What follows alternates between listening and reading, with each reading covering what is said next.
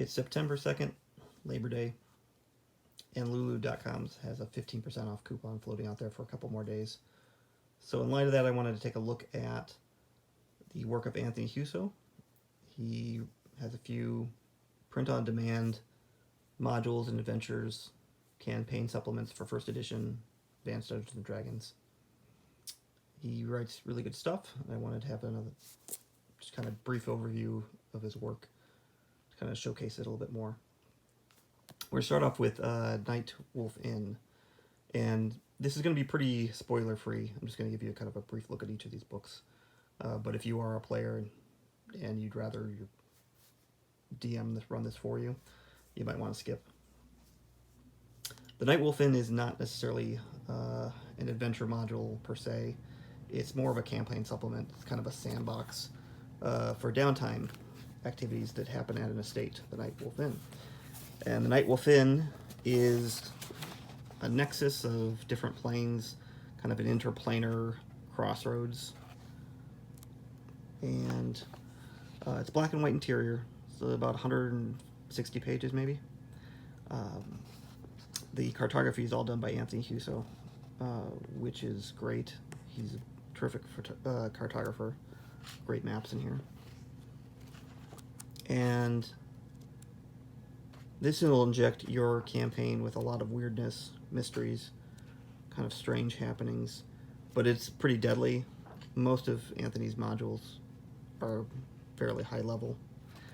The artwork is from a varied group of people, including Anthony's own, and it's somewhat more inconsistent in terms of its style. It's all pretty good, but stylistically it's not of a piece as much as some of his later books, which we'll take a look at. But there's tons and tons of material here. You could run this for the entire length of your campaign.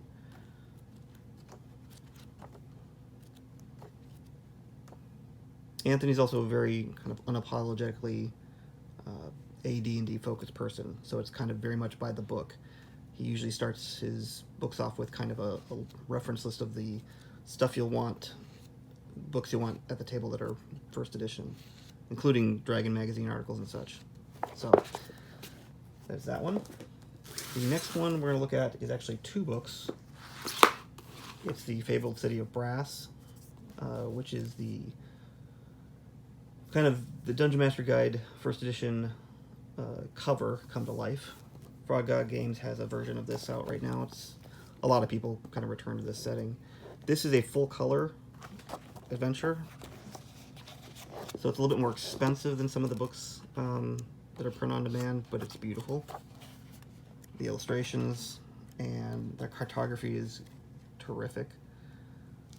It's pretty easy to run in terms of the sections here for the headings for each of these encounters is not overwhelming, so it's easy to scan at the table.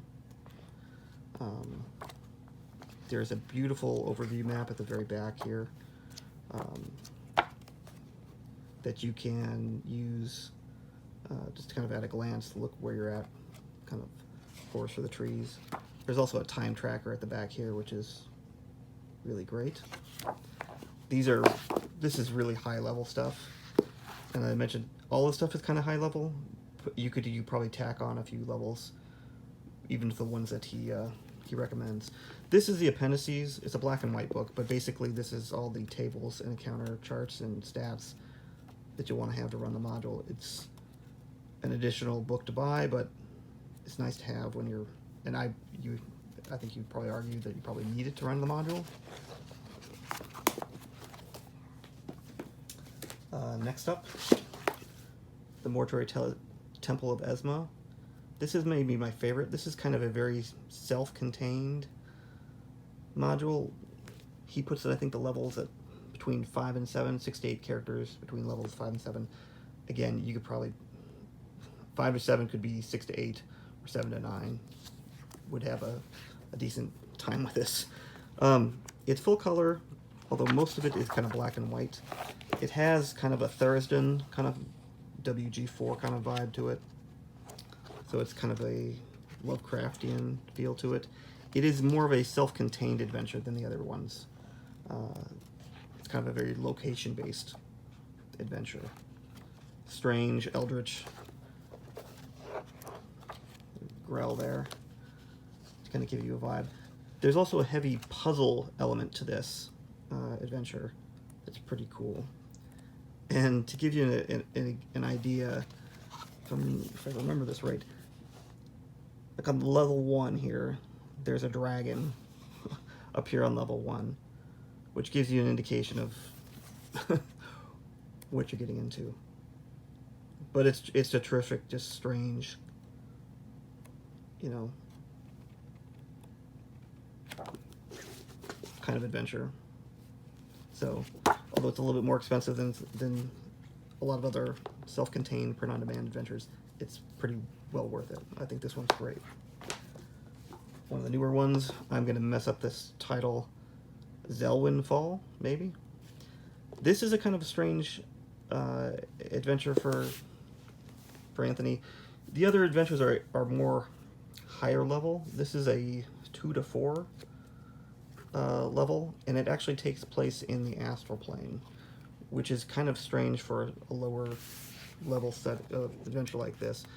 But I think that's great because it gets your lower level PCs out of like their typical, you know, orc in a hole kind of setting or adventure.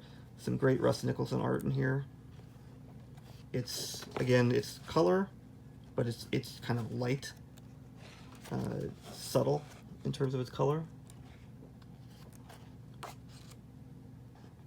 And astral adventures are kind of strange and hard to run for me in terms of traveling through the astral plane and running that at the table, or you know, extemporaneously describing what the characters are seeing. So this does a good job to kind of help bridge that gap. So there's also a newer one that just got made available. I'm going to murder this name too.